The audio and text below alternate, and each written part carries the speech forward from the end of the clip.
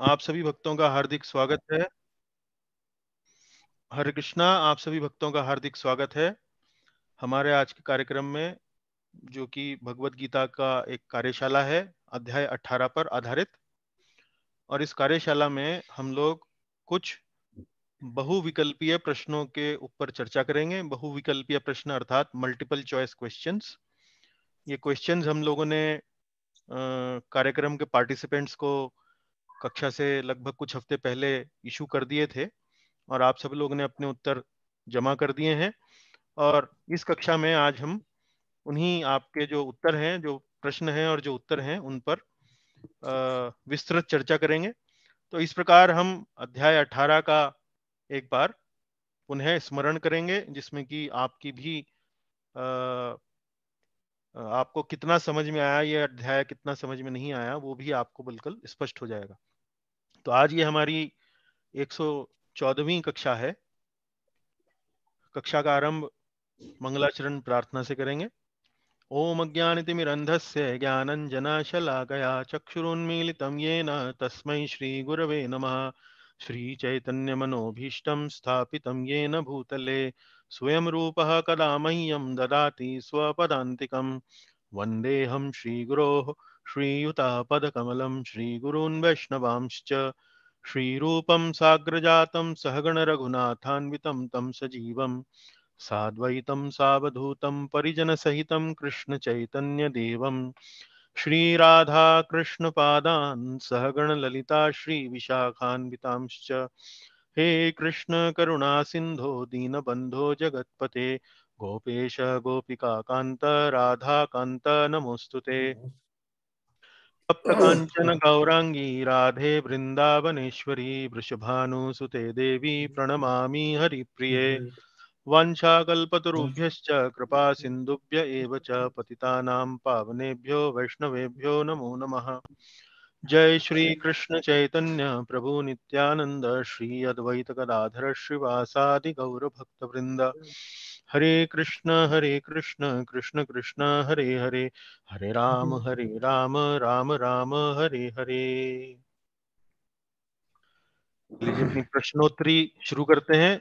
प्रश्नोत्तरी अर्थात अंग्रेजी में जिसे हम क्विज बोलते हैं, आरंभ करते हैं। इसमें हमने 20 प्रश्न दिए थे और मैं आग्रह करूंगा भक्तों से कि वे भाग लें इस क्विज में, मतलब बताएं कि भाई उन्होंने क्या उत्तर लिखे हैं।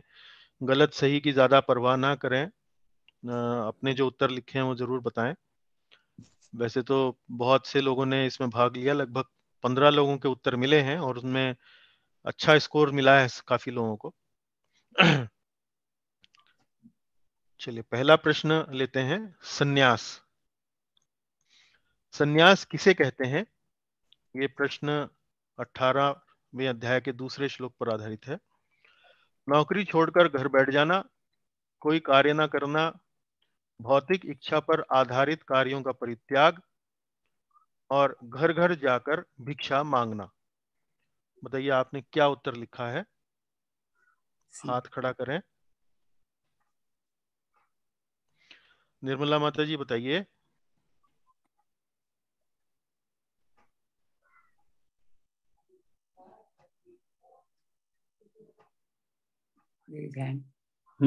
निर्मला माता जी आप बताइए, आपने हाथ खड़ा किया था। अच्छा अनम्यूट शिवन। था। अच्छा, भौतिक इच्छा पर आधारित कार्यों का परित्याग सी। भौतिक इच्छा पर आधारित कार्यों का परित्याग सी। हाँ जी। सन्यास किसे कहते हैं? भौतिक इच्छा पर आधारित कार्यों का परित्याग। तो अच्छा, ये बात तो मैं समझ गया और आपका उत्तर जो है बिल्कुल सही है, उसमें आपको बहुत बहुत बधाई। लेकिन अब मैं थोड़ा सा आपसे ये पूछना चाहूंगा कि ये प्रश्न वास्तव में, इसका गीता में क्या महत्व है? गीता के दृष्टिकोण से इस प्रश्न का क्या महत्व है?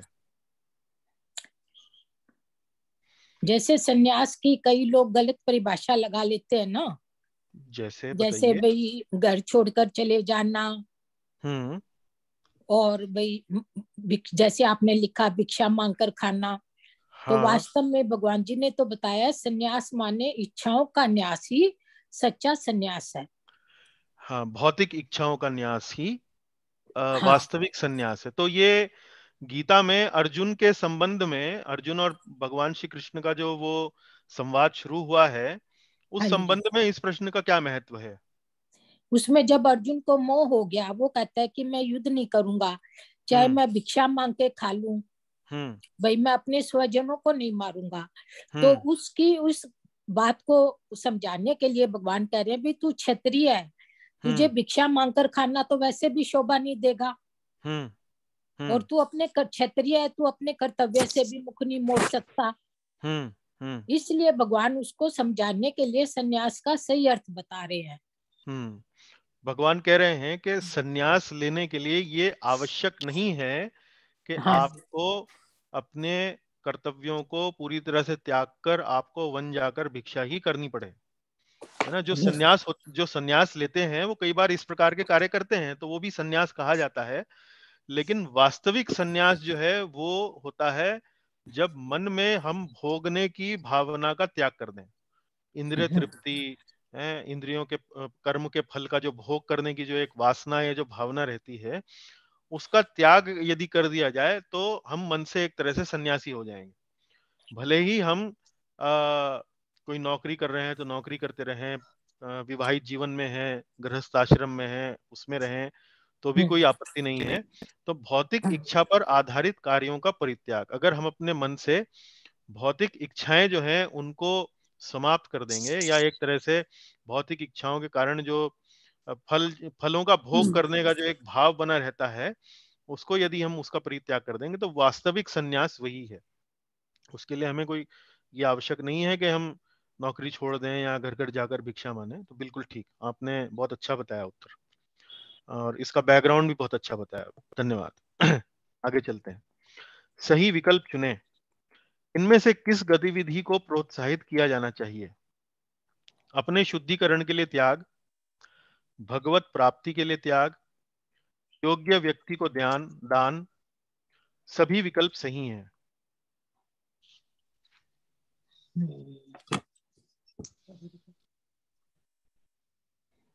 क्या उत्तर देंगे बताइए? कौन देंगे उत्तर? डी। कौन देना चाहेंगे? डी। किसने बोला डी? बताइए थोड़ा, मैं पहचान नहीं पाया आवाज।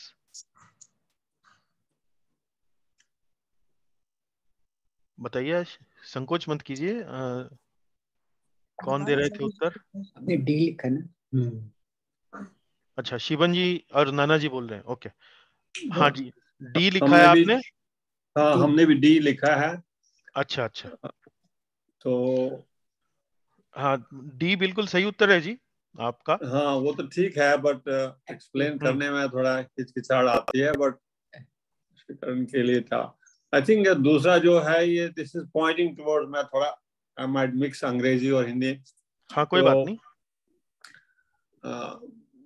ये पहला हमने अभी जो प्रसंग किया था वो संन्यास के बारे में, ये लगता है मेरे पास त्याग के बारे में, त्याग क्या चीज होती है। तो हमारी जी समझ में यही है, संन्यास तो जब काम कर रहे हैं उस समय क्या एटीट्यूड रहना चाहिए, और त्याग होता है तुम किस इंटेंशन से करते हो। यू आर नॉट त्याग, हाँ कर्म नहीं करते हो कि तुमको कुछ मिले वहां से, ये करते चले जाओ, मगर उसकी फल की आशा मत रखो, तो उसी को त्याग बोलते हैं। तो कीपिंग दैट इन माइंड, तो ये सब तीन चीजें सभी ठीक ही लगते हैं मेरे को। अच्छा, अपने शुद्धिकरण के लिए त्याग करते हैं, भगवत प्राप्ति के लिए त्याग करते हैं, और योग्य व्यक्ति को, किसी डिजर्विंग आदमी को दान की इंटेंशन से दान देना चाहिए, कि नॉट दैट कि मेरे को कुछ मिलेगा इससे, बिकॉज दैट इज हाँ द जी, राइट थिंग टू डू। जी सो जी जी, जो फल होता है ना, फ्रूट ऑफ हाँ जी, एक्शन, हाँ उसकी जी, कांक्षा मत रखो, तुम काम करते जाओ, काम करते जाओ, जो जिसके लिए तुम आए हो, जो आपका ड्यूटी है सोसाइटी में, वो करते जाओ। जी वो जी जी। फल की कांक्षा देखिए, छोड़ दो। हाँ जी, फल फल की आसक्ति छोड़ दीजिए। हाँ। फल की जो आसक्ति है उसको छोड़ दिया जाए तो उसको तो त्याग कहा जाता है। हम्म। और अपने मन से भौतिक इच्छाओं को अगर आप समाप्त कर दें, उन पर भौतिक इच्छाओं पर आधारित कर्मों को के परित्याग को सन्यास कहते हैं। यहाँ हम्म। सन्यास का जो और त्याग का जो कंपैरिजन हो रहा है, सन्यास तो मुख्य रूप से एक प्रकार से सन्यास आश्रम के लिए भगवान यहाँ उपयोग कर रहे हैं।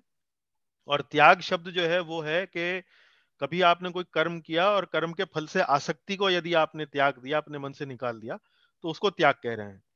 अब यहाँ पर देखिए, ये 18वें अध्याय के 5वें श्लोक पर आधारित किया गया है ये प्रश्न। और इस 5वें श्लोक में भगवान कह रहे हैं, यज्ञ, दान तथा तपस्या के कर्मों का कभी परित्याग नहीं करना चाहिए, उन्हें अवश्य संपन्न करना चाहिए। निस्संदेह यज्ञ, दान तथा तपस्या महात्माओं को भी शुद्ध बनाते हैं। तो यज्ञ, ज्ञान, तपस्या महात्माओं को भी शुद्ध बनाते हैं। अब यहाँ देखिए कि यहाँ यज्ञ, दान, तपस्या किस प्रकार से यदि की जाए तो वो महात्माओं को शुद्ध बनाएगी, उसके बारे में यहाँ पर लिखा गया है। अपने शुद्धिकरण के लिए त्याग, शुद्धिकरण के लिए त्याग भी लिख सकते हैं, तपस्या भी लिख सकते हैं। मान लीजिए कोई कार्य आप करें जिनसे आपका शुद्धिकरण हो, जिससे आपका आपके मन जो है स्वच्छ हो, तो ऐसी तपस्या प्रोत्साहित की जाती है। दूसरी, यदि आप कोई त्याग करते हैं और त्याग जो है वो आपको भगवान की ओर ले जाए, भगवान के निकट आपको ले जाए, तो वो भी अनुकूल है। योग्य व्यक्ति को दान देना, यदि आप दान दें तो वो किसी योग्य व्यक्ति को दें। सबसे योग्य व्यक्ति कौन है? जो वास्तव में इस दुनिया में, इस जगत में भगवत चेतना को के प्रचार प्रसार में लगा हुआ है। तो ऐसे व्यक्ति को यदि आप दान देते हैं तो वो सबसे योग्य दान कहा जाएगा।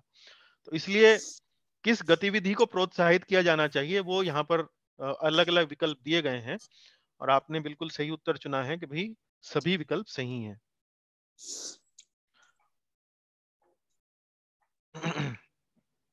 चलिए आगे चलते हैं। यज्ञ, दान एवं तप। यज्ञ, दान एवं तप इस चेतना में करना चाहिए, अनासक्ति, फल की आकांक्षा तथा कर्तव्य की भावना के साथ। आसक्ति, फल की आकांक्षा से रहित तथा कर्तव्य की भावना के साथ।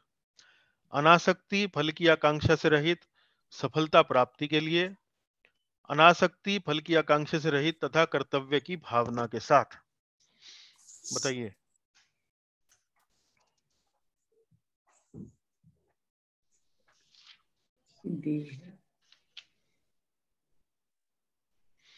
बताइए कौन सा उत्तर देंगे आप? बी। बी। जी। बी फॉर बॉम्बे या डी फॉर दिल्ली, कौन सा कह रहे हैं? D for Delhi. D for Delhi. तो शिवम जी और नना जी का है डी फॉर दिल्ली। निर्मला माता जी, आपका कौन सा है? मेरा है डी, अनासक्ति, फल की आकांक्षा से रहित तथा कर्तव्य भावना के साथ। बिल्कुल सही, ठीक है। और कोई उत्तर देना चाहेंगे? सबका डी है या किसी ने कोई और भी उत्तर दिया है? प्रभु जी डी। अच्छा, डी। एक और जवाब आया डी को लेके, तो यानी कि डी मान लिया जाए, अब डी ही सही है फिर, या किसी ने और भी लिखा है? लगता है सभी ने डी दिया है। हाँ, तो हमने भी डी लिखा है, अनासक्ति, फल की आकांक्षा से रहित तथा कर्तव्य की भावना के साथ। अच्छा, यहाँ पर ये बताइए, यज्ञ, दान एवं तप की आकांक्षा से मतलब यज्ञ, दान और तप, इसका क्या अर्थ होता है? क्या यज्ञ, दान और तप फल की आकांक्षा से भी करे जा सकते हैं? यस प्रभु जी। हाँ बताइए। किए जा सकते हैं। किए जा सकते हैं। और अक्सर होते हैं फल की, हम लोग को कोई भी कार्य करते हुए पहले फल की तरफ ध्यान रहता है कि मुझे इसका फल, मुझे फल क्या मिलेगा। अच्छा, दान। जी, तो उसी का मतलब कोई एक उदाहरण बताइए जिसमें दान जो है वो फल की आकांक्षा से किया जाता हो। दान, कोई व्यक्ति दान देता है तो फल की आकांक्षा से देता है। हाँ प्रभु जी, ऐसा ना पुरानी कहानी है, मैं नहीं जानती आज क्या फिट बैठेगी। जैसे अभी ये संक्रांति आती है तो 14 कंबल, 14 चीजें दान में दी जाती हैं। तो पुरानी ना ये रहती है, अरे भाई दान दे दो, तुम भी देना, इतना तुम भी करना, अगले जन्म में तुम्हें भरपूर मिलेगा। मतलब पहले धारणा विश्वास विश्वास, ये कोई लॉजिक नहीं है प्रभु जी, ये अंधविश्वास। और कोई भी चीज हम लोग ये सोचते हैं ये दान करने से मैं नहीं सोचती ऐसा, मेरी मतलब मेरी अपनी भावना नहीं है, लेकिन ऐसा होता है। जी हाँ समझ गया मैं। देखिए जैसे दान का एक उदाहरण मैं देता हूं कि बहुत से लोग कई बार दान इसलिए देते हैं ताकि समाज में उनका बड़ा नाम हो। कई बार इस कारण से देते हैं कि समाज में बड़ा नाम हो। तो ये कौन सा दान कहा जाएगा? रजोगुणी दान। कई बार दान जो है वो इसलिए देते हैं ताकि सामने वाले की बेइज्जती हो, उसकी इज्जत जो है वो उस मतलब वो अपने आप को बहुत ऊंचा दिखाना या किसी दूसरे को सामने वाले को नीचा दिखाना, उस तरीके से भी कई बार लोग दान वगैरह देते हैं। तो कहने का तात्पर्य ये है, यहाँ पर देखिए, यहाँ समझने की बात क्या है? समझने की बात ये है कि ये जो 3 गुण है, भौतिक प्रकृति के 3 गुण हमारे कार्यों में हर जगह ये नजर आते हैं। और यज्ञ, दान और तप, जब मैं ये 3 नाम लेता हूं, यज्ञ, दान और तप, ये क्रियाएं ऐसी हैं कि जब हम यज्ञ, दान और तप का चर्चा करते हैं, तो अगर मैं ये बात कहूं कि भाई एक व्यक्ति जो है, अमुक व्यक्ति बहुत बड़ा दानी है, या अमुक व्यक्ति बहुत तपस्या करता है, या अमुक व्यक्ति बड़े यज्ञ करता है, तो हमारे मन में भावना आ सकती है कि भाई ये तो आध्यात्मिक कार्य हैं, यज्ञ करना, दान देना, तप करना, ये तो वास्तव में आध्यात्मिक कार्य हैं, इनसे तो कल्याण ही होगा। कोई भी व्यक्ति अगर इस तरह के कार्य करता है, उससे तो हमारा आध्यात्मिक कल्याण होगा। लेकिन ऐसा आवश्यक नहीं है। वही बात यहाँ भगवान समझाने की प्रयास कर रहे हैं। भगवान उसी चीज को यहाँ समझाने का प्रयास कर रहे हैं कि ये आध्यात्मिक दिखने वाले कार्य भी यदि सही चेतना से नहीं किए जाएंगे तो वो भी हमारे बंधन का कारण बनते हैं। जैसे यज्ञ है, दान है, तप है, तो यदि यज्ञ, दान, तप अगर हम अनासक्त होकर नहीं करेंगे, या फल की आकांक्षा से रहित होकर नहीं करेंगे, या कर्तव्य की भावना से प्रेरित होकर नहीं करेंगे, तो ये आध्यात्मिक प्रतीत होने वाले कार्य भी वास्तव में बंधन का कारण। अच्छा, बंधन का कारण क्यों बार बार ये चर्चा क्यों हो रही है? क्योंकि अर्जुन को चिंता हो रही है ना। अर्जुन को चिंता ये हो रही है कि मैं युद्ध करूंगा तो मैं पाप कर्म करूंगा और मैं बंधन में फंस जाऊंगा, मैं कर्म के बंधन में फंस जाऊंगा।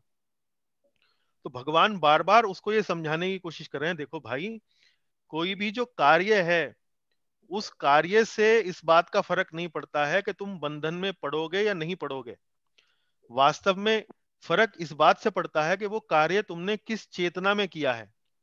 यदि वो तुम्हारी चेतना है अनासक्त की, फल की आकांक्षा से रहित होने की, कर्तव्य की भावना से यदि वो तुम कार्य कर रहे हो, तो युद्ध जैसा घोर कर्म भी, जिसमें वास्तव में तुम्हें हत्या करनी पड़ेगी, जिसमें तुम्हें वास्तव में चिल्लाना पड़ेगा, लोगों को क्या नाम भला बुरा कहना पड़ेगा, उनके ऊपर प्रहार करना पड़ेगा, इस प्रकार से जब तुम घोर एक कार्य भी करोगे तो भी तुम्हें कर्म का बंधन नहीं पड़ेगा।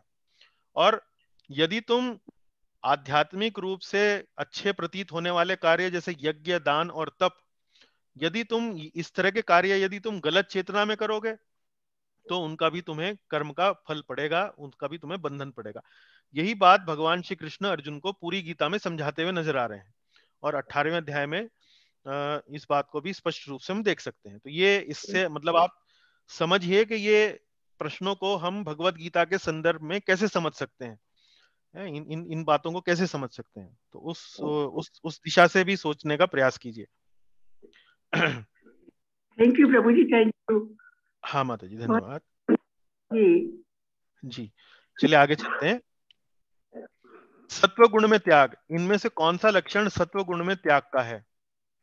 मोहवश अपने नियत कर्मों का परित्याग, नियत कर्तव्य को करणीय मानकर करना, नियत कर्मों को कष्टप्रद समझकर अथवा शारीरिक क्लेश के भय से त्याग देना, सभी विकल्प सही हैं। बताइए कौन सा उत्तर देंगे आप, क्या इसमें सही है?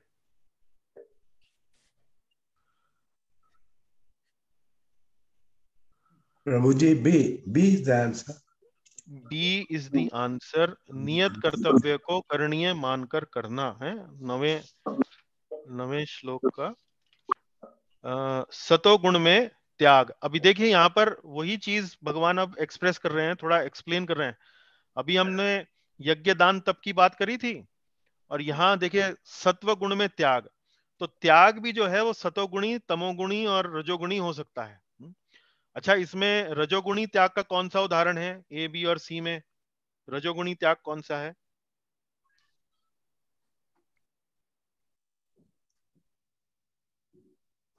That is the first one is मोहवश, अपने नियम कर्मों का परित्याग। That one. नियत मोहवश अपने नियत कर्मों का परित्याग, है ना? तो ये हो गया, ये तमोगुणी। और रजोगुणी कौन सा हुआ इसमें? मैंने रजोगुणी पूछा था, मेरे ख्याल आप जो बता रहे हैं मोहवश अपने नियत कर्मों का परित्याग, ये तमोगुणी कहा जाएगा। रजोगुणी कौन सा हुआ? रजोगुणी हुआ सी। नियत कर्मों को कष्टप्रद समझकर अथवा शारीरिक क्लेश के भय से त्याग देना, ये रजोगुणी त्याग है। ये सतोगुण का लक्षण है। नहीं, ये सी वाला तो जी रजोगुण का लक्षण है, और बी वाला जो है कर्तव्य को करणीय मानकर करना। अब जैसे देखिए रजोगुण वाला व्यक्ति क्या सोचेगा, देखो भाई ये वाली ड्यूटी जो है इसमें तो मुझे थोड़ा कष्ट लेना पड़ता है।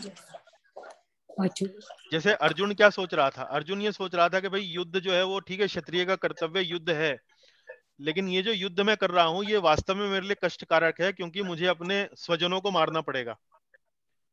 तो चूंकि उसको अपने स्वजनों को मारना था इस युद्ध में, इसलिए उसको वो इसलिए वो उससे भाग रहा था, है ना?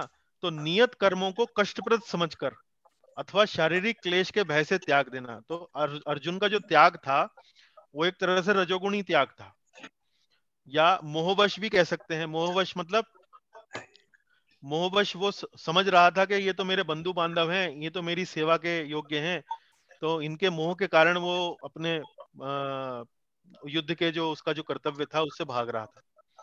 तो अर्जुन का जो एक तरह से त्याग था युद्ध से छोड़ के जाने का, वो वास्तव में रजोगुण और तमोगुण के अंतर्गत आता है।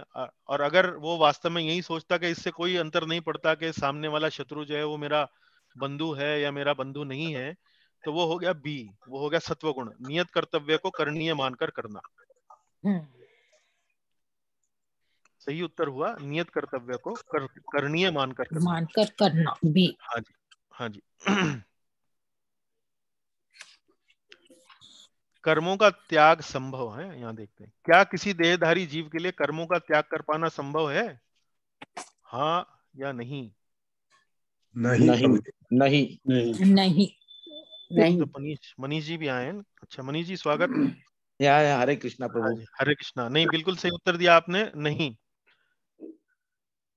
देखिए ये जो प्रश्न है और ये जो श्लोक है 11वां श्लोक, ये श्लोक आप समझिए ये तीसरे अध्याय में भी आता है। तीसरे अध्याय का ये है 5वां श्लोक। 5वां श्लोक प्रभु जी, ये तीसरे अध्याय का 5वां श्लोक। अब मेरी बात ध्यान से सुनिए, ये जो 18वें अध्याय का 11वां और तीसरे अध्याय का जो 5वां श्लोक है, ये वास्तव में भगवत गीता का ये जो इतना लंबा चौड़ा प्रवचन भगवान श्री कृष्ण अर्जुन को देते हैं, ये सारे के सारे प्रवचन जो हैं ये इन 2 श्लोकों के ऊपर आधारित हैं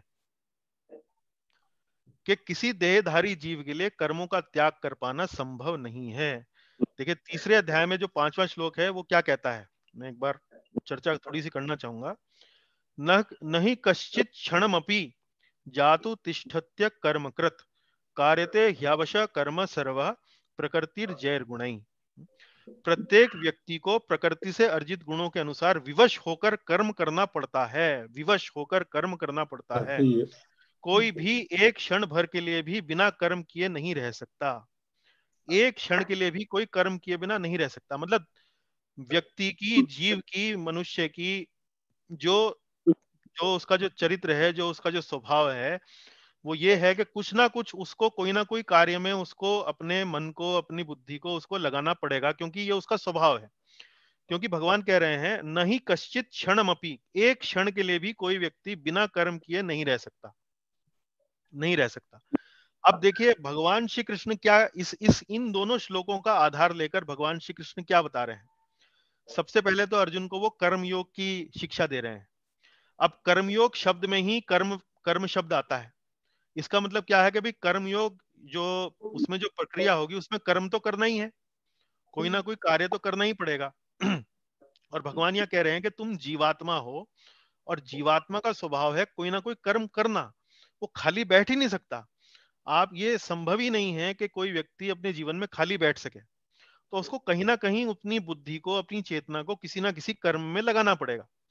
और यदि वो कर्म में इस तरह से लगाता है कि जो शास्त्र के अनुसार है, जो वास्तव में धार्मिक है, तो वो ऐसा कर्म जो है, ऐसा कर्तव्य जो है, उसको भगवान के निकट ले जाएगा, उसको आध्यात्मिक प्रगति की ओर ले जाएगा। और फिर दूसरा योग कौन सा है? भक्ति योग।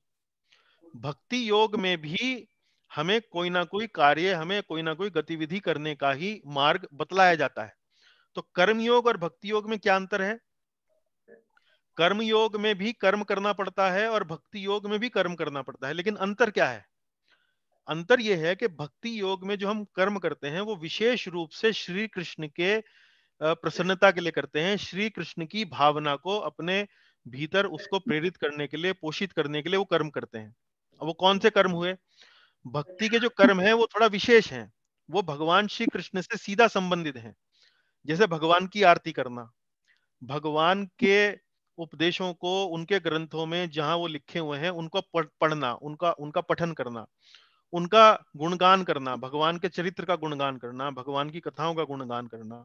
तो ये भक्ति के अंतर्गत जो हम कर्म करते हैं वो विशेष रूप से भगवान की चेतना को हमारे अंदर विकसित करने वाले जो कर्म होते हैं, इसलिए उनको भक्ति योग वाले कर्म कहा जाता है। तो ये जो दोनों मार्ग हैं, कर्म योग, उसमें तो शब्द कर्म ही आता है, और भक्ति योग, ये दोनों कर्म प्रधान है, क्रिया प्रधान है। इनमें कर्म योग में तो हम कर्तव्य पालन करते हैं अपने स्वभाव के अनुसार, ब्राह्मण, क्षत्रिय, वैश्य, शूद्र। और भक्ति योग में विशेष रूप से वो कर्म करते हैं जो भगवान से सीधा सीधा संबंधित हैं, भगवान की चेतना से सीधा सीधा संबंध रखते हैं। तो इसलिए ये भक्ति योग का जो मार्ग है उसको इसलिए सर्वश्रेष्ठ बताया जाता है, क्योंकि ये सीधा भगवान से हमें जोड़ता है। अच्छा, इसके विपरीत बाकी जो दो मार्ग हैं वो कौन से हैं? एक मार्ग है ज्ञान योग का और दूसरा मार्ग है ध्यान योग का।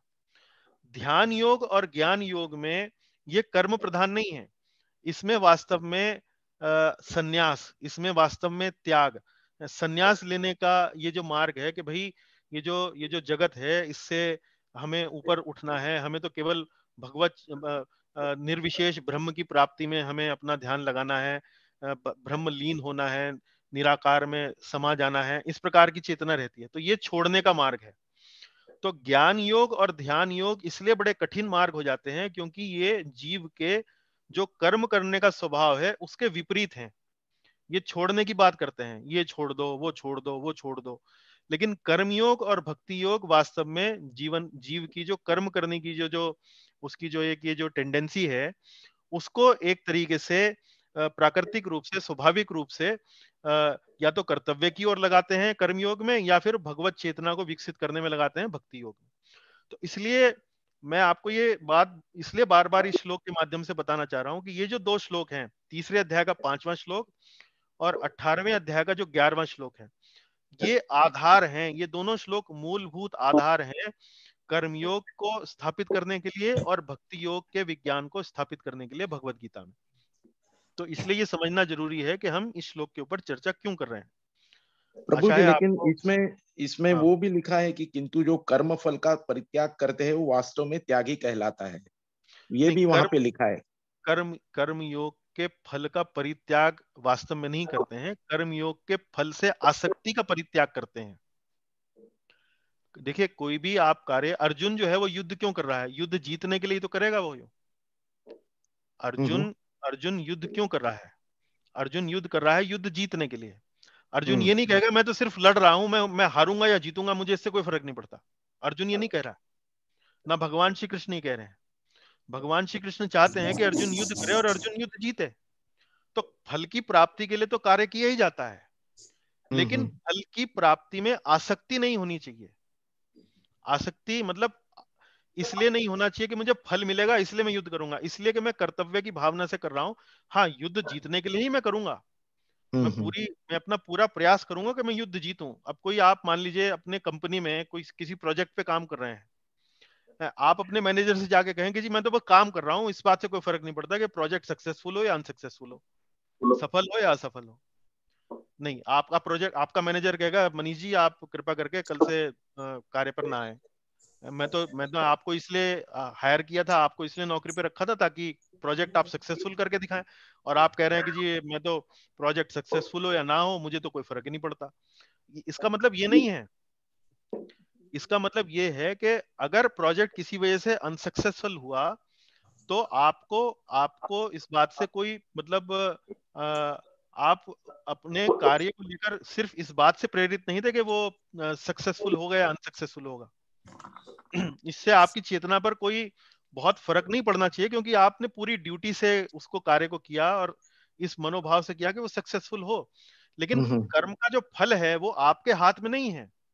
अच्छा, कर्म का फल जो है वो आपके हाथ में नहीं है। तो हो सकता है अनसक्सेसफुल हो जाए किसी कारण से, लेकिन यदि वो अनसक्सेसफुल हो गया और मनीष जी जो हैं वो बिल्कुल चिंता में पड़ गए और होपलेस हो गए कि भाई अब मैं तो बिल्कुल मतलब मैं तो बर्बाद हो गया, मैं तो अब किसी लायक नहीं रहा, तो वो एक तरह से ये कहना होगा कि भाई आप कर्म के फल से आसक्त थे, और अगर कर्म का फल जो है आपके अनुकूल नहीं आया तो आपने एकदम एक तरीके से आप तो विचलित हो गए।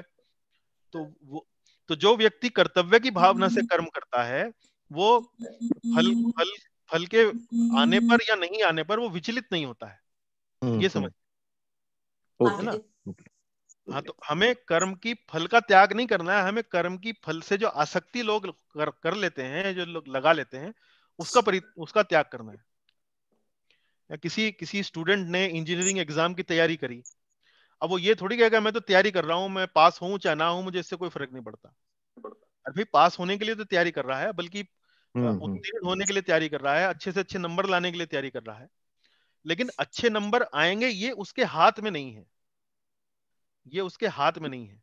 तो यदि अच्छे नंबर नहीं आए तो अब वो ये सोच के बैठ जाए कि मैं तो अब किसी लायक नहीं रहा, किसी काम का नहीं रहा, और अपना पढ़ना लिखना ही छोड़ दे, तो वो हो गई एक तरह से कर्म फल से आसक्ति। लेकिन अगर वो सोचता है कि नहीं कोई बात नहीं, मेरे अच्छे नंबर नहीं आए, मैंने अपनी तरफ से पूरा प्रयास किया, अगली बार फिर प्रयास करूंगा तो और अच्छे नंबर आएंगे, तो वो कर्तव्य की भावना से उसने प्रेरित होकर कर्म किया। ये समझिए आप। ओके, ठीक है प्रभु।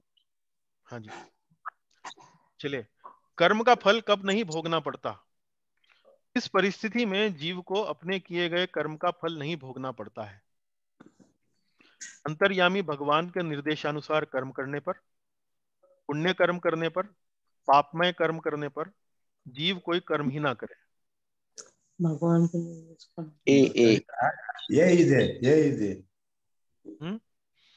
अंतर्यामी भगवान के निर्देशानुसार कर्म करने पर,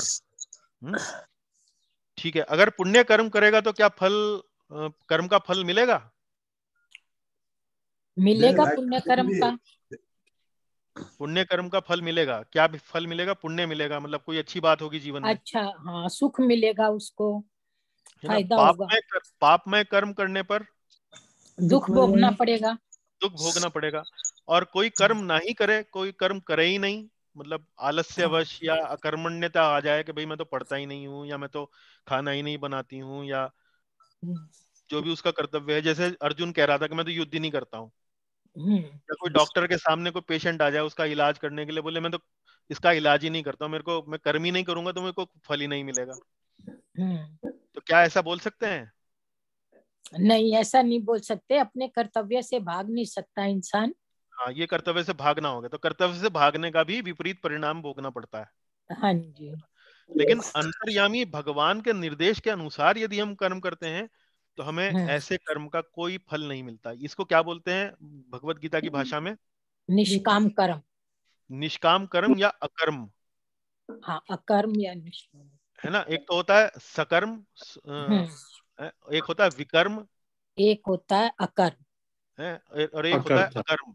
अकर्म सत्कर्म होते हैं अच्छे कार्य जिनका अच्छा फल मिलता है, विकर्म होते हैं बुरे कार्य जिनका बुरा परिणाम मिलता है, और एक होते हैं ऐसे कार्य जिनका कोई फल नहीं मिलता, जिनका कोई परिणाम नहीं मिलता, जो सिर्फ हमको भगवत हमारी आध्यात्मिक प्रगति जिनसे होती है। ऐसे कार्यों को करने से अंतर्यामी भगवान के निर्देशानुसार जो हम कर्म करते हैं, ऐसे कार्य करने से हमारी आध्यात्मिक प्रगति होती है, हम भगवान के निकट जाते हैं। इन कार्यों को करने से हमारा परलोक सुधरता है। इन कार्यों को करने से हमारा परलोक सुधरता है। परलोक मतलब भगवान का धाम जाने का रास्ता जो है वो और क्लियर होता है और मजबूत बनता है। सही उत्तर अंतर्यामी भगवान के निर्देशानुसार कर्म करने पर। चलिए आगे चलते हैं। कर्म में सफलता के 5 कारण। किसी भी कर्म में सफलता के लिए 5 कारणों को चुनिए। कर्म का स्थान, कर्म, मन, अनेक प्रकार की चेष्टाएं, परमात्मा। कर्म का स्थान कर्ता, विभिन्न इंद्रियां, अनेक प्रकार की चेष्टाएं और आत्मा। कर्म का स्थान कर्ता, विभिन्न इंद्रियां, प्रकृति और परमात्मा। कर्म का स्थान कर्ता, विभिन्न इंद्रियां, अनेक प्रकार की चेष्टाएं और परमात्मा। बताइए कौन सा सही है उत्तर? आइटम डी प्रभु जी। D sir. डी। ठीक है, तो ये है अधिष्ठान। अधिष्ठान को बोलते हैं कर्म का स्थान। तो अधिष्ठान मतलब क्या हुआ? जैसे हमने एग्जाम्पल क्या दिया था उसमें, हमारा जो स्लाइड से उनमें क्या एग्जाम्पल दिया था? क्रिकेट मैच का एग्जाम्पल दिया था क्या? हाँ प्रभु, क्रिकेट मैच का, क्रिकेट का एग्जाम्पल दिया था ना। तो कर्म का स्थान क्या हुआ वहां पे? क्रिकेट की एनालॉजी के हिसाब से कर्म का स्थान क्या हुआ? पिच। जिस पिच पे वो खेल रहा है, जिस पिच पर वो बल्लेबाज खेल रहा है ना, तो कर्म का स्थान हो गया। कर्ता मतलब क्या हुआ? वो शरीर, बल्लेबाज, जीवात्मा। जीवात्मा, बल्लेबाज।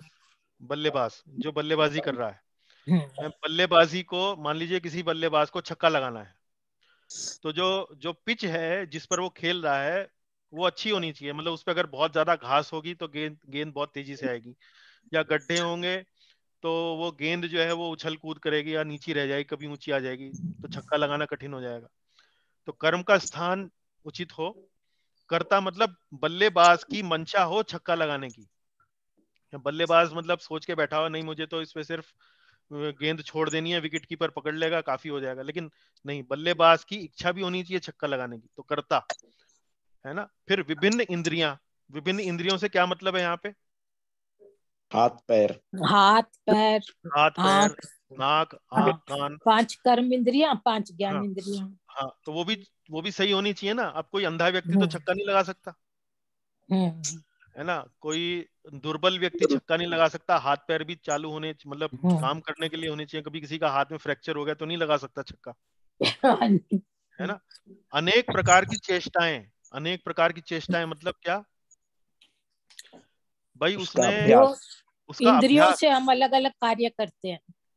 उसका अभ्यास केवल सिर्फ इतना ही नहीं है कि छक्का लगाने के लिए पहुंच गए, इच्छा भी है, पिच भी अच्छी है, हाथ पैर भी ठीक है, लेकिन प्रैक्टिस ही नहीं करता, अभ्यास ही नहीं करता। सुबह खेलने के लिए बुलाओ तो आता ही नहीं है, सोता ही रहता है। या आता है तो छक्के मारने का अभ्यास नहीं करता, इधर उधर अलग अलग तरह के दूसरे तरह के शॉट्स मारने का अभ्यास करता है। तो चेष्टा भी होनी चाहिए ना उसकी, एक उसकी इच्छा भी होनी चाहिए, चेष्टा, उसको प्रैक्टिस भी होनी चाहिए। और फिर 5वां क्या है? परमात्मा। परमात्मा से क्या अर्थ है यहाँ पर? सब उसकी परमात्मा की इच्छा होनी चाहिए। हाँ, परमात्मा की इच्छा होना चाहिए। भगवान की कृपा जब तक नहीं होगी, जब तक भाग्य साथ नहीं होगा, भगवान साथ नहीं देंगे, तब तक वो छक्का नहीं लग सकता। तब तक वो छक्का नहीं लग सकता। तो इसमें कई बार आपने सुना होगा बल्लेबाज जो हैं वो कहते हैं कि जी सब कुछ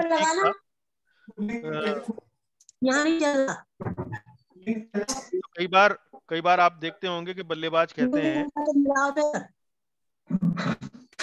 प्रभु जी म्यूट कर लीजिए अपने आप को।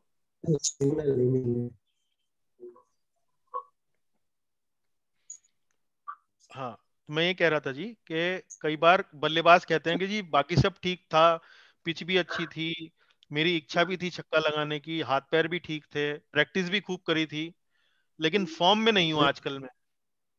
क्या बोलते हैं बल्लेबाज? मैं फॉर्म में नहीं हूं आजकल, ऐसा बोलते हैं ना?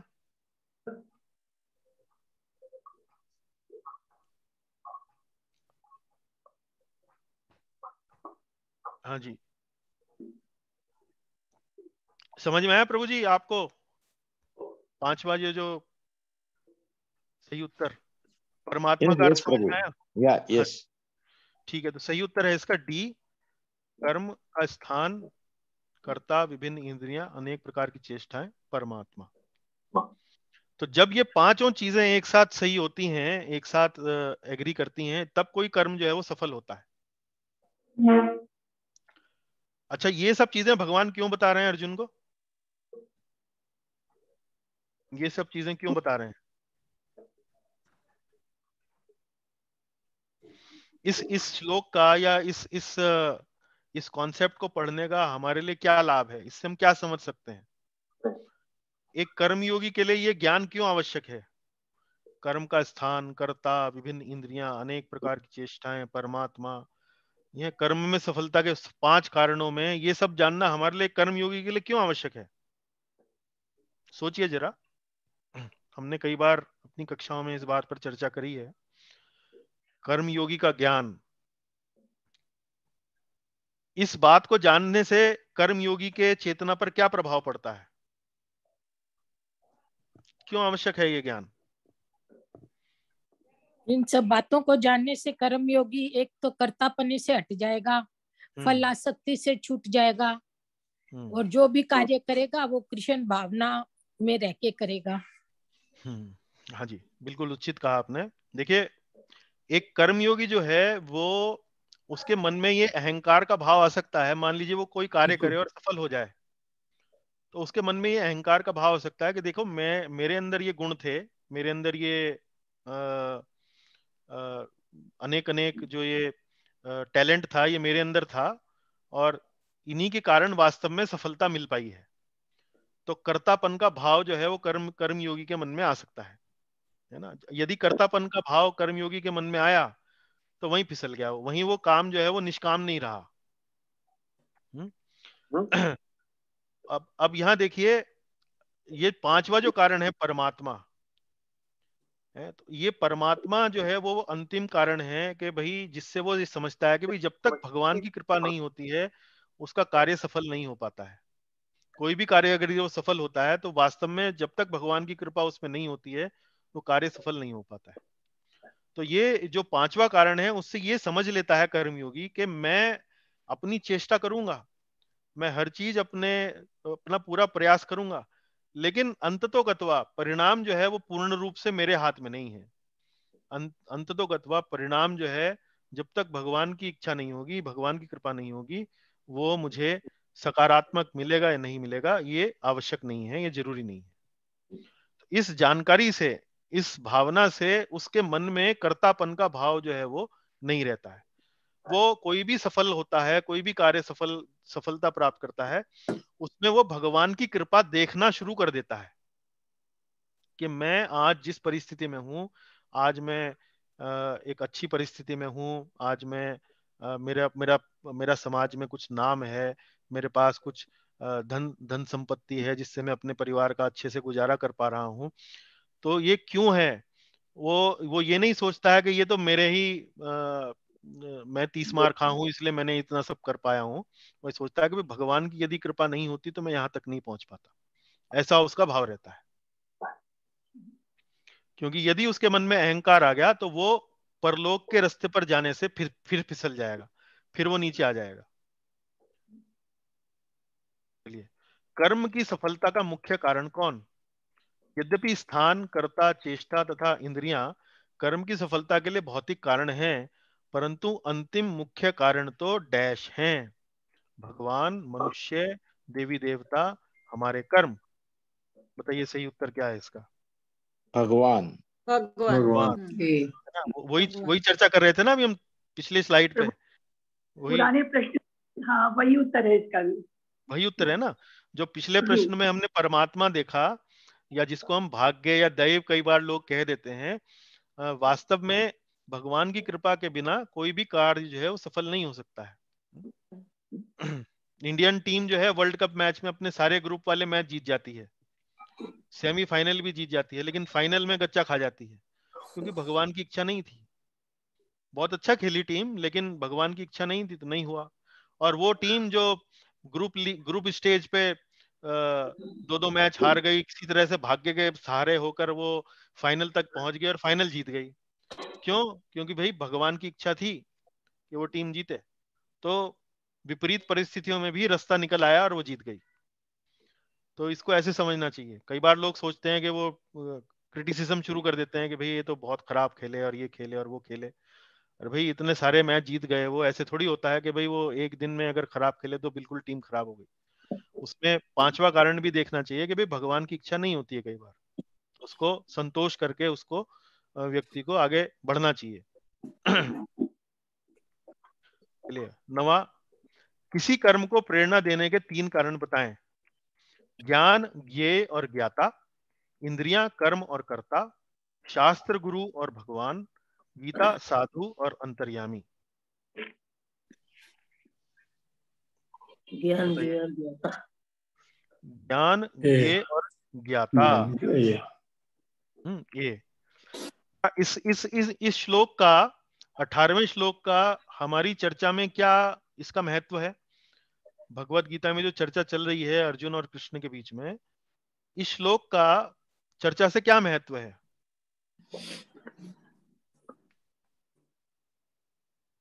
ये बड़ा कठिन प्रश्न पूछ लिया मैंने आप सबसे।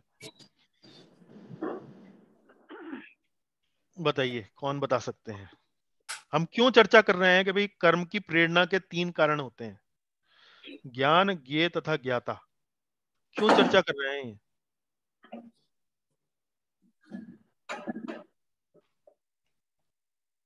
क्यों चर्चा कर रहे हैं?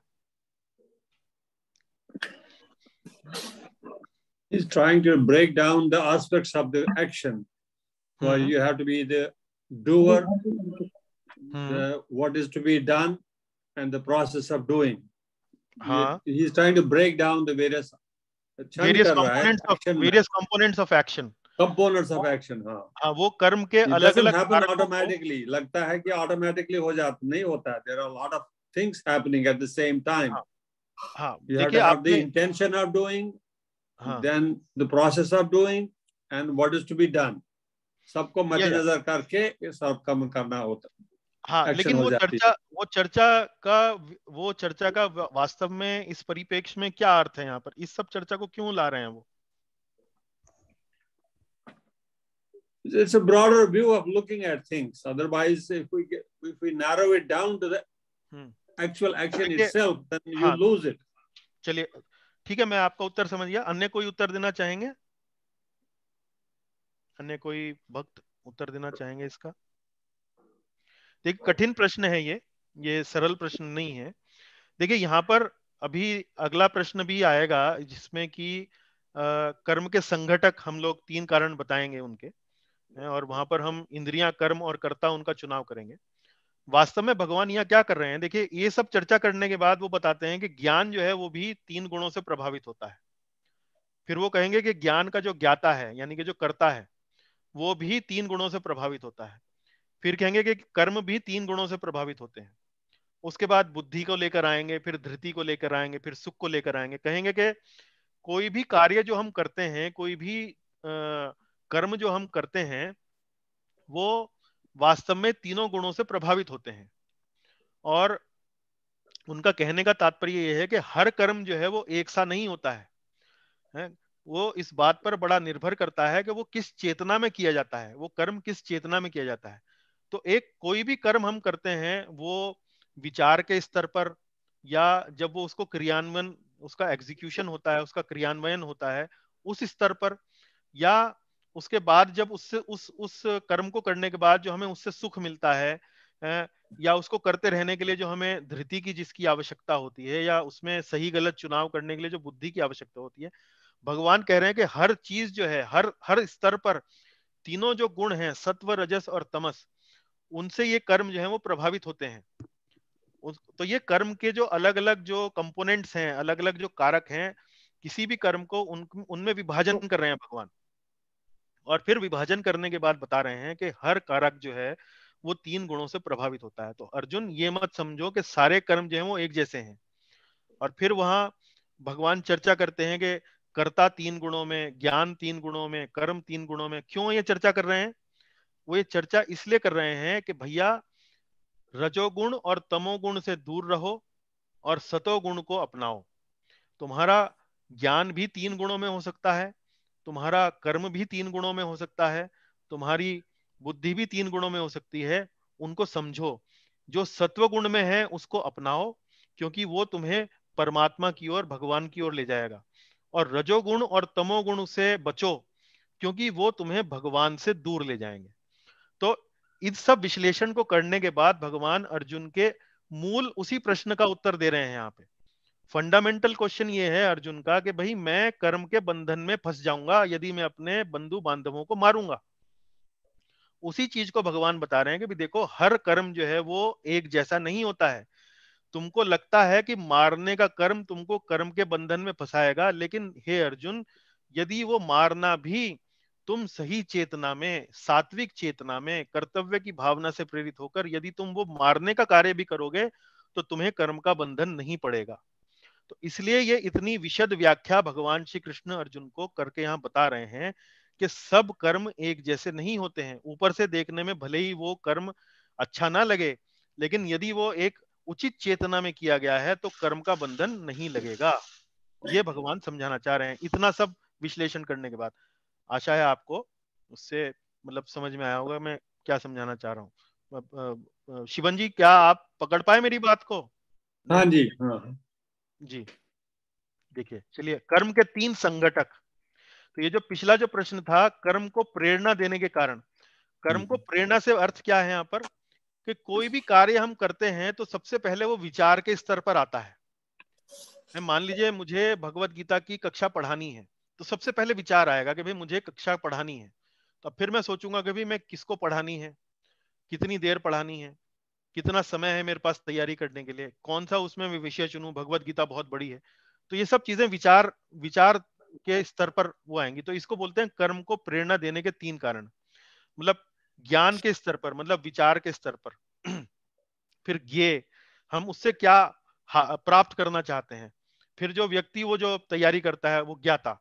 तो ये 3 चीजें आवश्यकता है उसके लिए। उसको ज्ञान चाहिए, उसको एक उद्देश्य चाहिए, किस उद्देश्य के लिए वो तैयारी कर रहा है, और वो व्यक्ति भी उसके लिए तैयार होना चाहिए। तो ये कर्म को प्रेरणा के ये 3 कारण बताए गए हैं। फिर अगला प्रश्न जो है, कर्म के 3 संघटक।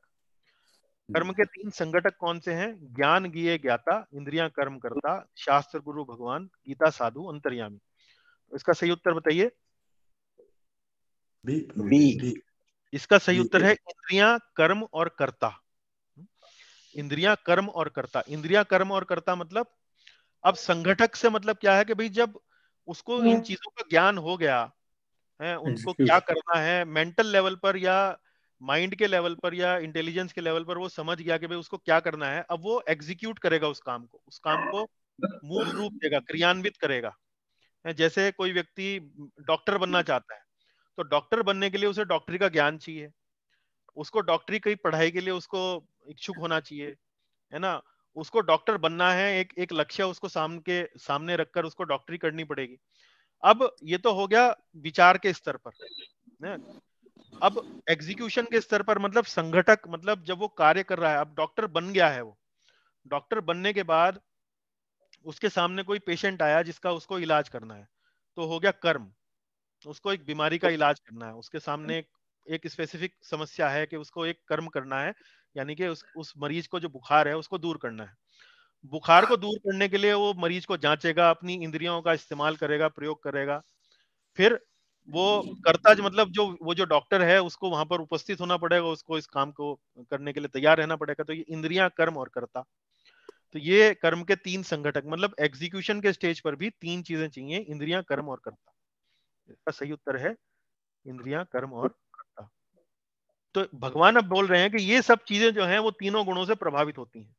और वो चर्चा अब यहां शुरू हो जाती है, सतोगुणी ज्ञान के लक्षण। अब उन्होंने क्या बोला था, देखिए, ज्ञान ज्ञेय और ज्ञाता। तो अब यहाँ सतोगुणी ज्ञान के बारे में पूछ रहे हैं। सतोगुणी ज्ञान क्या है, तमोगुणी ज्ञान क्या है, रजोगुणी ज्ञान क्या है। विभिन्न शरीरों से भिन्न भिन्न प्रकार के जीव देखना, अति तुच्छ कार्य को सब कुछ मानकर उसी में लिप्त रहना, अनंत रूपों में विभक्त सारे जीवों में एक ही आध्यात्मिक प्रकृति देखना, इस शरीर के परे कोई जीवात्मा या परमात्मा नहीं है। सही है। सही उत्तर क्या है? हाँ, सही उत्तर है सी। तो सतोगुणी ज्ञान क्या है? सतोगुणी ज्ञान का मतलब क्या है? यहाँ पर उस व्यक्ति का दृष्टिकोण क्या होता है?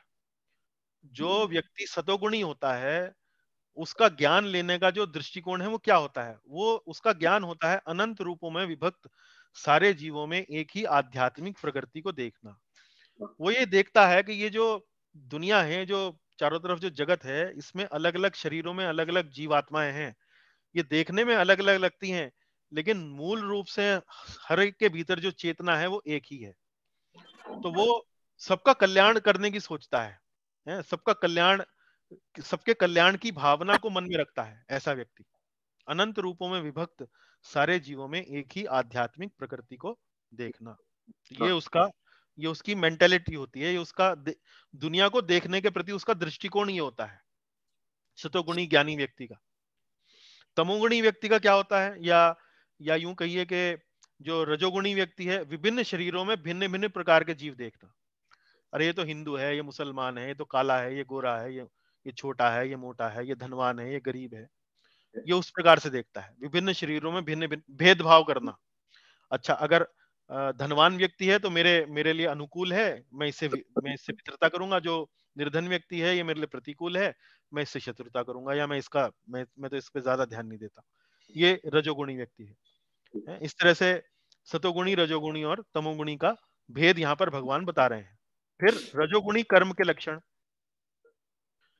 जो कर्म नियमित है और जो आसक्ति, राग या द्वेष से रहित कर्म फल की चाह के बिना किया जाता है, जो कर्म अपनी इच्छा पूर्ति के निमित्त प्रयास पूर्वक एवं मिथ्या अहंकार के भाव से किया जाता है, कर्म शास्त्र के आदेशों की अवहेलना करके तथा भावी बंधन की परवाह किए बिना किया जाता है, इच्छा पर आधारित होता है तथा अन्य होता है। बताइए क्या है इसका? बी। सही उत्तर दिया आपने एकदम। तो जो कर्म अपनी इच्छा पूर्ति के लिए, तो रजोगुण का लक्षण क्या है? स्वार्थ। वो व्यक्ति अपना स्वार्थ देखता है। तो जैसे हमने पढ़ा ना कि भाई ज्ञान, ज्ञाता और ज्ञेय, और फिर कर्म, इंद्रियां और कर्ता। तो ये कर्म रजोगुणी, सतोगुणी और तमोगुणी कर्म के बारे में बता रहे हैं।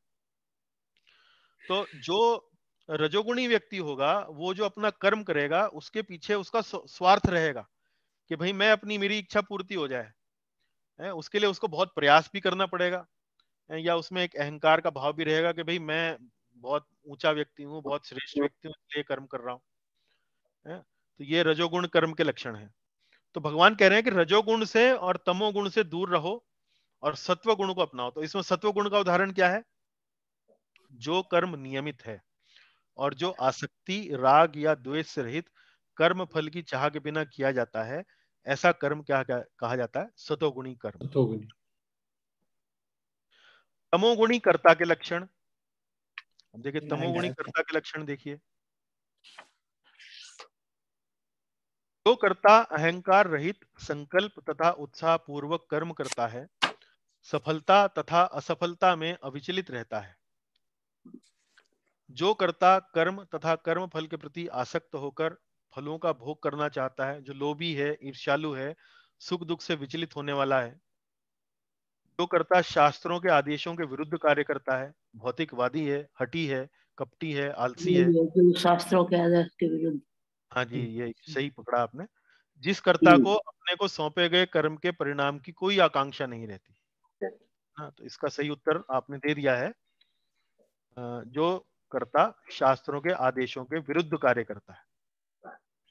अच्छा, इसमें डी किस कैटेगरी वाला है? डी किस कैटेगरी वाला है? सतोगुणी। सतोगुणी, बिल्कुल ठीक। बी किस कैटेगरी वाला है?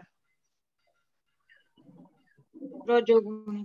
रजोगुणी, बिल्कुल सही। और ए किस कैटेगरी वाला है?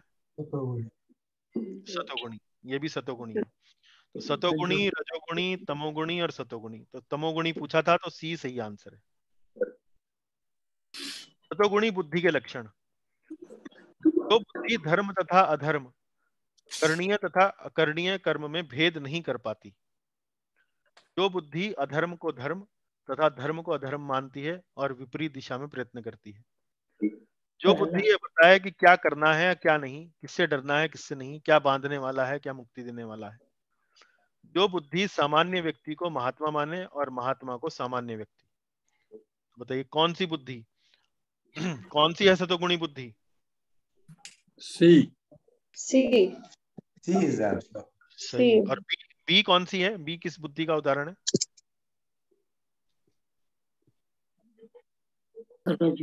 तमोगुणी। तमोगुणी सही सही, तमोगुणी। और ए? सतोगुणी।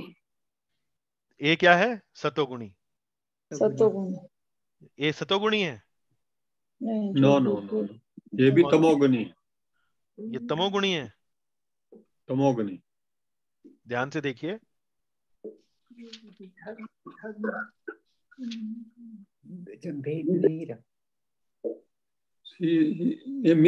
ये गलत मानता, सब चीजों को गलत मानता है। He just making wrong choices. हाँ देखिए, ए जो है वो रजोगुणी है। रजोगुणी में उसको सही और गलत में अंतर नहीं पता लग पाता है। और तमोगुणी में क्या है कि सही को गलत मानेगा और गलत को सही मानेगा, उल्टा चलता है।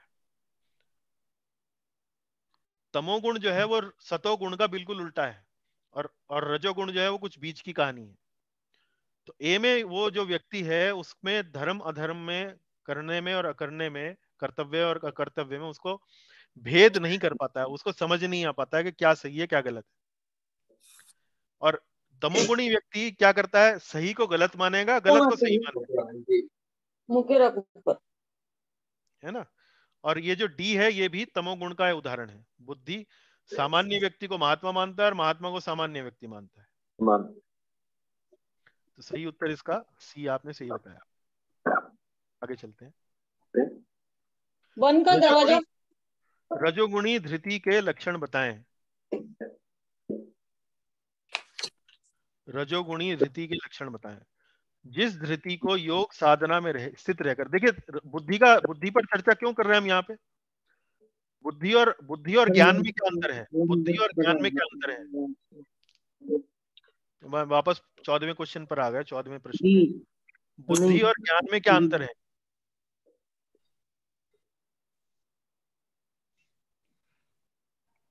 ज्ञान बुद्धि से प्राप्त कर सकते हैं प्रभु जी। हाँ जी, देखिए ज्ञान जो है वो हमें बताता है कि हमारा दृष्टिकोण क्या है दुनिया को देखने का। और बुद्धि की हमें आवश्यकता होती है जब हम कोई भी कार्य करते हैं, तो हर कार्य में हमें सही और गलत उसका विवेक करना होता है, उसका चुनाव करना होता है। ये सही है ये गलत है, ये सही है ये गलत है।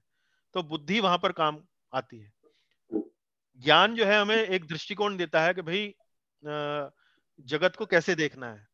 जैसे हमने पिछले प्रश्न में चर्चा करी कि भाई जो अलग अलग शरीर होते हुए भी सबको एक समझता हो, एक मानता हो, वो सतोगुणी ज्ञान है। जो अलग, हर व्यक्ति को अलग अलग दृष्टिकोण से देखता हो, भेद करता हो, वो रजोगुणी ज्ञान है। वो ज्ञान हो गया। ये बुद्धि का मतलब क्या है कि विवेक, सही और गलत में, उचित में और अनुचित में निर्णय करना, ये वो बुद्धि। तो हम कोई भी कार्य करते हैं, किसी भी कार्य को हम जब करने लगते हैं तो हमें कार्य को करते हुए सही और गलत का चुनाव हर क्षण करना पड़ता है। ये सही है या ये गलत है, ये सही है या गलत है। तो जो बुद्धि सही और गलत में उचित भेद कर पाती है वो सतोगुणी होती है। जो नहीं कर पाती है वो रजोगुणी होती है। जो उल्टा करती है, सही को गलत मानती है और गलत को सही मानती है, वो तमोगुणी। रजोगुणी धृति के लक्षण। धृति का मतलब क्या है? धृति का मतलब है डिटर्मिनेशन। तो कोई भी कार्य हम करते हैं तो उसमें हमें डिटर्मिनेशन की आवश्यकता होती है, मतलब हम उसे निरंतरता से करते रहें। अब जैसे आप कोई पुस्तक पढ़ने लगें, कोई अध्ययन करना शुरू करें, तो कई बार वो अध्ययन जब तक सफल नहीं हो पाएगा जब तक आप उसको पहले अध्याय से लेके अंतिम अध्याय तक जब तक आप उसको पूरा ना कर पाए, जब तक आप उसे ढंग से ना पढ़ें पूरा नहीं हो पाएगा। इसको लगे रहने को क्या बोलते हैं? धृति, डिटर्मिनेशन। तो कोई भी कार्य जो है उसमें डिटर्मिनेशन की भी आवश्यकता होती है, हमारे इच्छा शक्ति की भी आवश्यकता होती है। तो इसीलिए भगवान बता रहे हैं कि कोई भी कार्य हो उसमें धृति है, बुद्धि है, कर्म है, कर्ता है, ज्ञान है? तो धृति का क्या है? जिस धृति को योग साधना में स्थित रहकर धारण किया जाता है, इस धृति से मनुष्य धर्म, अर्थ तथा काम के फलों में लिप्त बना रहता है। यही राजसी है। और जो धृति स्वप्न, भय, शोक, विषाद तथा मोह के परे नहीं जाती, जिस धृति से मनुष्य संसार पर प्रभुत्व जताने का स्वप्न देखता रहता है।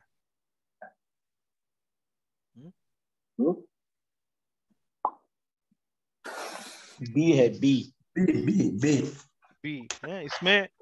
ये जो धृति है, ये जो डिटर्मिनेशन है, जो व्यक्ति रजोगुणी होता है वो डिटर्मिनेशन जब तक रहता है जब तक उसको कुछ प्राप्ति हो, धर्म, अर्थ तथा काम के फलों में लिप्त बना रहता है। भाई धर्म, कोई भी धार्मिक कार्य क्यों करेगा? वो धार्मिक कार्य इसलिए करेगा क्योंकि उससे उससे कुछ फल की प्राप्ति होने वाली है। या कोई भी कामना क्यों करेगा कि भाई उससे उसको कुछ फल की प्राप्ति होगी। या कोई भी अर्थ के कार्य में क्यों लगेगा? कोई धन क्यों कमाएगा? क्योंकि उससे उसे फल की प्राप्ति होगी। तो ये रजोगुणी व्यक्ति की धृति होती है।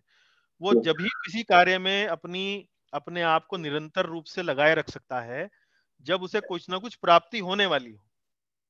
लेकिन जो व्यक्ति सतोगुणी होता है वो किसी भी कार्य को इसलिए करता है कि या तो उसमें एक तरीके से समाज का कल्याण हो, या ये समझिए कि उसमें उसको आध्यात्मिक प्रगति होती हो, या जिसमें सबका भला हो। इस तरह से वो ऐसे कार्यों में उसकी धृति बनी रहती है। तो जिस धृति को योग साधना में स्थित रहकर धारण किया जाता है, ऐसी धृति क्या कहलाती है? सतोगुणी। बी जो है एग्जाम्पल है रजोगुणी का, और सी और डी जो एग्जाम्पल है वो किस चीज का है? तमोगुण का। तमोगुण। उसकी धृति बस सपने ही देखता रहेगा कि भाई ये होगा तो वो होगा, वो होगा तो वो होगा, है?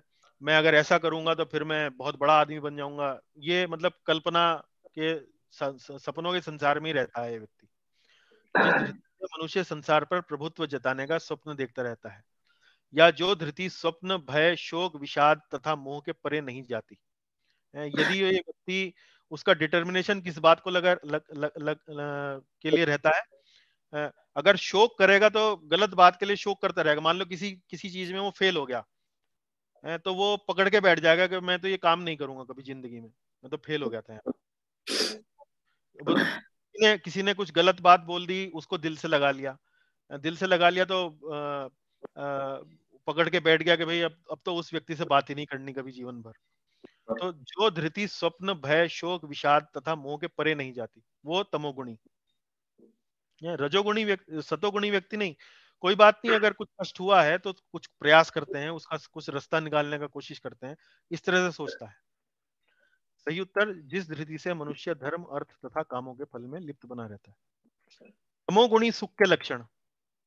अच्छा, अब यहाँ सुख की बात क्यों हो रही है? सुख की बात इसलिए हो रही है क्योंकि हम कोई भी कर्म करते हैं उसका अल्टीमेट पर्पस क्या है? सुख प्राप्त, सुख लेना है। तो अब देखिए, तमोगुणी सुख के लक्षण बताएं। प्रारंभ में विष किंतु अंत में अमृत के समान, मनुष्य में आत्म साक्षात्कार जगाता है। प्रारंभ में अमृत किंतु अंत में विष तुल्य, प्रारंभ से लेकर अंत तक दुख देने वाला। तो कौन सा है तमोगुणी सुख?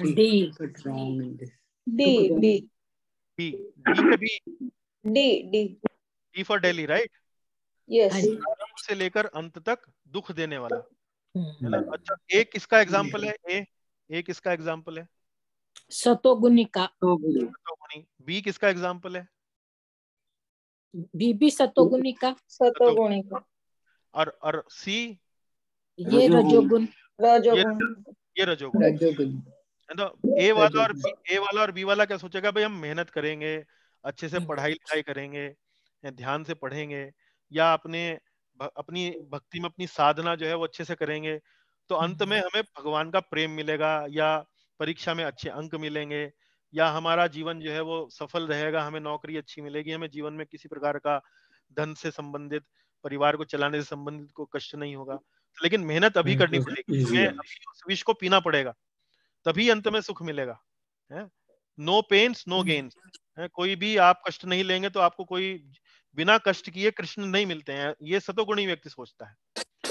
रजोगुणी व्यक्ति सोचता है अरे कौन सोच रहा है, मजा ले लो, अभी किसने देखा है बाद में, 4 दिन की चांदनी फिर अंधेरी रात, अभी मजा ले लो, फिर बाद में किसने देखा है क्या होने वाला है।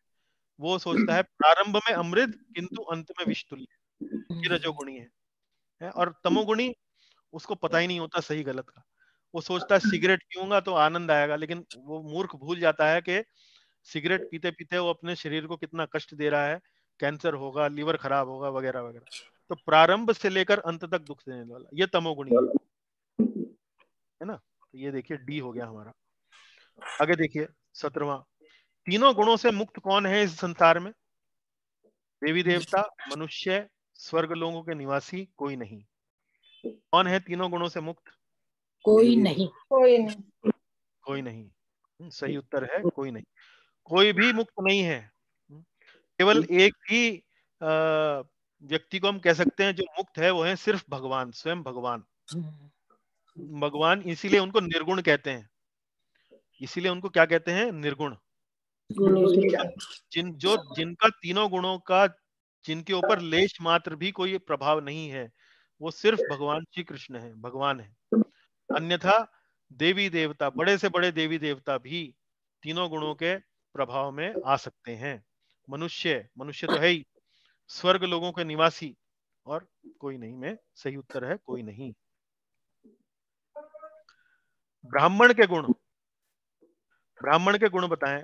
आत्म संयम, तपस्या, पवित्रता, सहिष्णुता, वीरता, शांति प्रियता, सत्यनिष्ठा, धार्मिकता, ज्ञान, कृषि कार्य, शक्ति, संकल्प, दक्षता, नेतृत्व, पवित्रता, शांति प्रियता, सत्यनिष्ठा, धार्मिकता, ज्ञान, विज्ञान। बताइए कौन सा है? डी, शांति प्रियता, सत्यनिष्ठा, धार्मिकता, ज्ञान, विज्ञान। अच्छा, चलिए इसमें ये बताइए वीरता किसका गुण कहा जाएगा? वीरता क्षत्रिय का।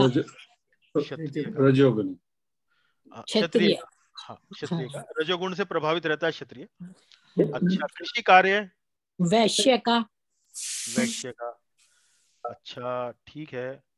और ये बताइए नेतृत्व किसका गुण है? नेतृत्व? ये भी क्षत्रिय में ही आएगा। नेतृत्व भी क्षत्रिय में आएगा। नेतृत्व का मतलब क्या है?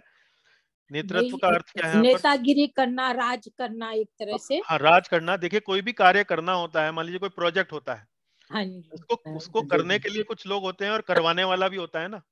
हाँ, भाई तुम इस समय आ जाना, तुम ये ले लेना। तो अपने आप तो कोई प्रोजेक्ट नहीं होता है, लोगों से काम कराना पड़ता है। तो जो क्षत्रिय व्यक्ति होता है उसमें काम कराने का गुण होता है। वो लोग मान लीजिए कई बार थक के बैठ जाते हैं, हार के बैठ जाते हैं, अरे भाई क्यों हार गया, क्यों परेशान हो गया, चल खड़ा हो, तुझे 2 पैसे फालतू दे दूंगा, तुझे ये इंसेंटिव दे दूंगा, तुझे ये इनाम दे दूंगा। इस तरह से नेतृत्व का उसमें गुण होता है।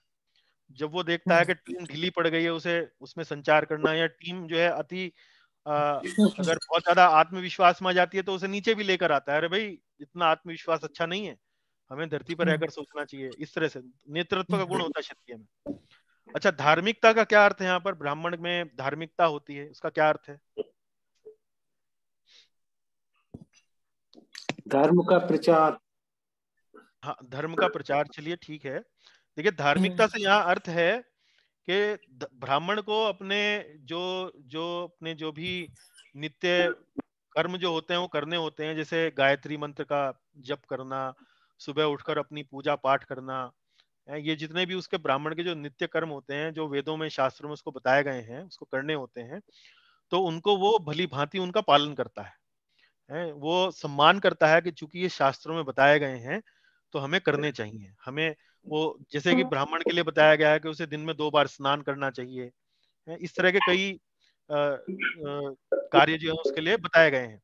तो वो ऐसा नहीं सोचता है कि भाई ये मैं क्यों करूं, मैं अभी तो थोड़ी देर पहले तो नहाया था, अभी ठीक ठाक लग रहा है, साफ लग रहा है, तो ऐसा नहीं सोचता है कि मैं क्यों करूं। वो उनको पालन करने का पूरा प्रयास करता है। इसको बोलते हैं धार्मिकता। ज्ञान विज्ञान, ज्ञान और विज्ञान से क्या अर्थ है यहाँ पर? ज्ञान से मतलब है भी उसको शास्त्रों का ज्ञान होता है, वो दूसरों को भी शास्त्रों का ज्ञान करवाता है। हाँ जी। और विज्ञान से क्या अर्थ है? हाँ, विज्ञान का मतलब है भी जो ये आत्मा के गुण है वो उसके अंदर होने चाहिए, और कुछ ब्राह्मणों में होते भी हैं प्रैक्टिकल लाइफ में। देखिए विज्ञान का मतलब ये है कि जो ज्ञान है उसकी एक तरह से व्यावहारिक जानकारी, व्यावहारिक समझ होना। एक तो होती है नॉलेज, एक होती है प्रैक्टिकल रियलाइज्ड नॉलेज, विजडम है। उस नॉलेज का प्रयोग कैसे करना है, उसको समझना, उसको गहराई से उसको अनुभूति करना उस ज्ञान की। केवल सतही ज्ञान नहीं है, केवल सतह पर जो ज्ञान है केवल उतना ही नहीं है, उसको गहराई भी मालूम है ज्ञान की। है? जिस व्यक्ति को ज्ञान की गहराई मालूम होती है वो ज्ञान का वास्तविक उपयोग वही कर सकता है ना। तो ज्ञान और विज्ञान मतलब अनुभूत ज्ञान। अनुभूत ज्ञान से मतलब ज्ञान की गहरी समझ होना। केवल ज्ञान ही नहीं होना, ज्ञान की गहरी समझ भी होना, उसको उसकी अनुभूति भी होना, उसका उपयोग करने की दक्षता भी होना ज्ञान की। शांति प्रियता सत्यनिष्ठा मतलब सत्य पर चलता है। आत्म संयम, तपस्या, पवित्रता, सहिष्णुता, ये सब ब्राह्मण के गुण हैं। तो मैंने अलग अलग यहाँ विकल्प बनाए हैं। तो हमें चाहिए कि हम ब्राह्मण के गुणों जितने विकसित हो सके हमें अपने अंदर करने का प्रयास करना चाहिए। शांति प्रियता सत्यनिष्ठा धार्मिकता ज्ञान तथा विज्ञान, ये डी सही उत्तर है। 19 स्वकर्मणा तम अभ्यर्च्य का अर्थ क्या है? कर्म ही पूजा है। अपने स्वभावगत कर्मों द्वारा भगवान की उपासना करना, पूजा सामग्री द्वारा भगवान की उपासना करना। कर्म और उपासना दो भिन्न गतिविधियां हैं, इनका आपस में कोई लेना देना नहीं है। सही उत्तर बताइए। अपने स्वभावगत कर्मों द्वारा भगवान की उपासना कर। अपने स्वभावगत कर्मों द्वारा भगवान की उपासना करना, इसको थोड़ा सा विस्तार करके बताइए माता जी। स्वभावगत कर्मों से भगवान की उपासना हम कैसे कर सकते हैं? अपने कर्मों से भगवान की उपासना करने का अर्थ क्या है? जैसे हम गृहस्थ में रहते हैं लेडीज लोग, तो गृहस्थ में जो भी काम हमारे सामने आता है उसको सेवा भाव से, प्यार भाव से करेंगे तो वो एक तरह से भगवान की उपासना है। उसको मतलब मैं काम को बोझ समझ के ना करूं, भाई मेरे को ही करना पड़ेगा, सामने वाला तो बैठा है वो करता नहीं है, तो फिर मेरे अंदर अकर्तापना भी आएगा। और फिर उसको सेवा करके भगवान सेवा भाव से करूंगी तो भगवान की उपासना भी हो जाएगी एक तरह से। बिल्कुल। देखिए तो अपना कर्तव्य समझकर कर्म करना और कर्म करते हुए फल से आसक्ति ना रखना। कर्म करते हुए फल से आसक्ति ना रखना और फिर भगवान की प्रसन्नता के लिए कर्म करना कि मेरे इस कार्य से भगवान प्रसन्न हो, ऐसे में काम करूं। तो अपने स्वभावगत कर्मों द्वारा भगवान की उपासना करना। तो इससे इस चेतना से यदि हम कर्म करेंगे तो ऐसा होगा जैसे भगवान की हम उपासना कर रहे हैं। ठीक है जी, आगे चलते हैं। इसका सही उत्तर है अपने स्वभावगत कर्मों द्वारा भगवान की उपासना करना। अपने वृत्तिपरक कार्य अन्यों से श्रेष्ठ क्यों? अपना वृत्तिपरक कार्य अन्यों से श्रेष्ठ क्यों? क्योंकि इसमें पाप नहीं लगता, क्योंकि अपना स्वभावगत कर्म में कोई भी कार्य अरुचिपूर्ण नहीं होता है, क्योंकि अपना वृत्तिपरक कार्य करने में झूठ नहीं बोलना पड़ता, क्योंकि अपने वृत्तिपरक कार्य में कोई दोष नहीं होता है। बताइए क्या उत्तर दिया? ये कई लोगों का गलत हुआ है। क्योंकि इससे पाप नहीं लगता। क्योंकि इससे पाप नहीं लगता। अच्छा, अपने स्वभावगत कार्य में कोई भी कार्य अरुचिपूर्ण नहीं होता, ये विकल्प सही क्यों नहीं है? बी सही क्यों नहीं है? जैसे क्षत्रिय का कार्य है तो उसमें कोई भी कार्य अरुचिपूर्ण नहीं होगा क्षत्रिय के लिए, क्या कह सकते हैं हम? नहीं होगा जरूर। जैसे उदाहरण तो नहीं मालूम। नहीं, अर्जुन के संबंध में दीजिए ना उदाहरण। हाँ, अर्जुन को भी तो अरुचि हो गई थी युद्ध से। क्यों हो गई थी अरुचि? क्यों कार्य मोहवश हो गई थी उसको। भीष्म पितामह, द्रोणाचार्य सब अपने वो रिश्तेदार दिख रहे थे कि इन्हें कैसे मारूंगा। हाँ, तो यानी कि क्षत्रिय धर्म का निर्वाह करते हुए भी कई बार ऐसी परिस्थिति आ सकती है कि आपको कोई अरुचिपूर्ण कार्य करना पड़ जाए, है ना। मान लीजिए कोई शूद्र व्यक्ति है, तो शूद्र का जो कर्तव्य है वो है स्वामी की सेवा करना। हाँ जी। अब मान लीजिए स्वामी ऐसा व्यक्ति निकल आए जो बहुत अच्छा ना हो स्वभाव से, बहुत अच्छा ना हो, तो शूद्र को उसकी सेवा करनी पड़ेगी, लेकिन मतलब ऐसे व्यक्ति की सेवा करनी पड़ेगी जो उसको बार बार प्रताड़ित करता है, जो उसको भला बुरा कहता है, लेकिन शूद्र को सहना पड़ेगा, भाई स्वामी की सेवा करनी पड़ेगी, है ना। भले ही वो तो अरुचिपूर्ण हो गया ना कार्य, लेकिन कर्तव्य तो यही है कि भाई स्वभाव के अनुसार कार्य करूं। तो और अच्छा, अपना वृत्ति पर कार्य करने में झूठ नहीं बोलना पड़ता, ये गलत क्यों है?